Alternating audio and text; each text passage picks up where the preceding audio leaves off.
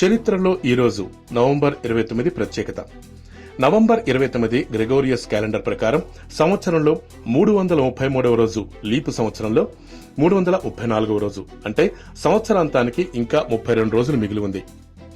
ఇంకా ప్రధాన సంఘటనలు చూసుకుంటే 1877లో థామస్ ఆల్వా ఎడిసన్ చే మొదటిసారి ఫోనోగ్రాఫ్ ప్రదర్శించబడింది. 1929లో భూదక్షిణ ధ్రువం గగనతలంలో మొట్టమొదటిసారి యుఎస్ అడ్మిరల్ రిచర్డ్ బయర్డ్ ఎగిరాడు. 1947లో హైదరాబాద్ నిజాం, భారత ప్రభుత్వాల మధ్య యథాతథ స్థితికి ఒప్పందం కుదిరింది. 2009లో తెలంగాణ రాష్ట్ర సాధన కోసం టీఆర్ఎస్ అధినేత కల్వకుంట్ల చంద్రశేఖరరావు సిద్దిపేటలో ఆమరణ నిరాహార దీక్ష ప్రారంభించారు. ఇక జననాల విషయానికొస్తే 1901లో శోభా సింగ్ జన్మించారు. ఈయన పంజాబ్ ప్రాంతానికి చెందిన చిత్రకారుడు.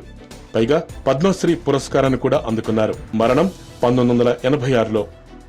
ఇక 1945లో బాలి అనే ప్రముఖ చిత్రకారుడు జన్మించారు. ఇక మరణాల విషయానికొస్తే అజిదుద్దీన్ అలంఘీర్ మొఘల్ చక్రవర్తి 1759లో మరణించారు.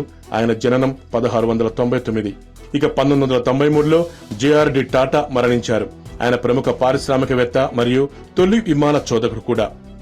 1904లో పుట్టారు జేఆర్డి టాటా. ఇది చరిత్రలో నవంబర్ 29 ప్రత్యేకత. YOYO news, Hyderabad.